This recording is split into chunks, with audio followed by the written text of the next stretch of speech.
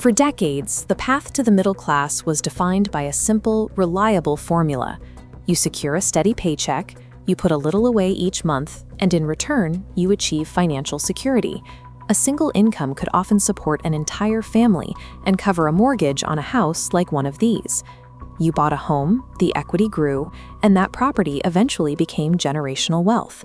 Millions of young Americans today did exactly what they were told to do. They went to school, they studied hard, they took on the debt to get the degrees, and they built their careers. Yet despite plugging the exact same inputs into the formula, the output is completely different. The math that guaranteed a home for their parents is yielding a lifetime of renting for them. It's not that young adults are standing still. They are actively advancing in their careers and increasing their earning power. But the target they are chasing is accelerating away from them. This graph tracks wage growth against housing prices. While incomes trace a slow upward crawl, home values spike exponentially. Every year you save, the finish line moves further away. You work harder, but the deficit keeps compounding. The gap between work and reward has become a structural feature of the economy. Hard work hasn't lost its value, but its purchasing power has been eroded by forces outside any individual's control. We have to start with the physical reality of the market. There is a massive housing shortage, driven by years of chronic underbuilding. Developers face a restrictive combination of high land costs, severe labor shortages, and complex local zoning regulations that actively throttle new construction. This diagram illustrates standard market dynamics. A tiny trickle of new houses comes onto the market, weighed against an enormous, growing block of buyer demand. When you have millions of people competing for a strictly limited number of homes, the baseline entry price detaches entirely from local wage realities. But the cost of the home is only the first hurdle. Today's young adults enter the workforce carrying an anchor previous generations avoided: decades of student debt. Watch how a modern paycheck drains. Before saving for a down payment, massive chunks are siphoned off by debt and living expenses. Add in record high rent, and the cash flow to savings is choked off completely. In many markets, securing a home requires $50,000 to over $100,000 upfront.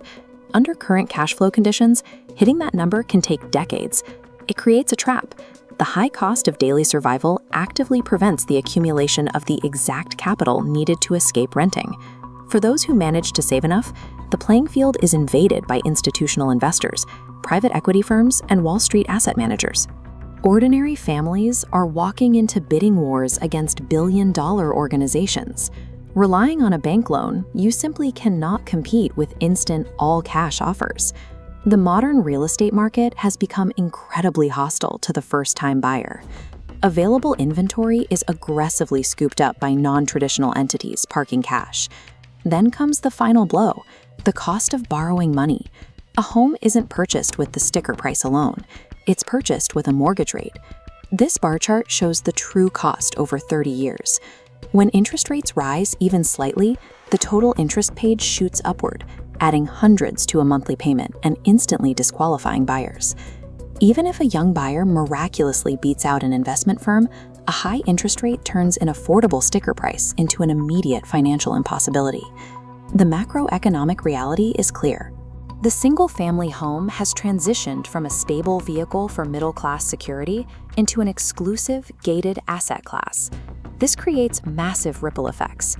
Without the stability of a fixed mortgage, young adults are forced to indefinitely delay marriage, having children, and putting down roots in a single community. Living in this cycle creates a persistent state of underlying stress. It is the quiet anxiety of a generation that hit every milestone and still found the door locked. Ownership is the primary engine of middle-class stability. Removing it severs the connection to long-term security, community belonging, and the ability to pass wealth down to the next generation. The housing crisis currently facing millennials and Generation Z is the direct result of a multivariable systemic breakdown.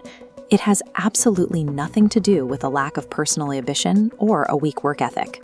Recognizing these exact market forces, the constricted supply, the drag of student debt, the unchecked investor competition, and the punishing interest rates, is the necessary first step to advocating for protective housing policies.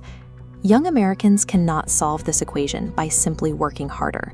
The variables themselves are broken. To rebuild the American dream, society must rewrite the economic rules that govern it.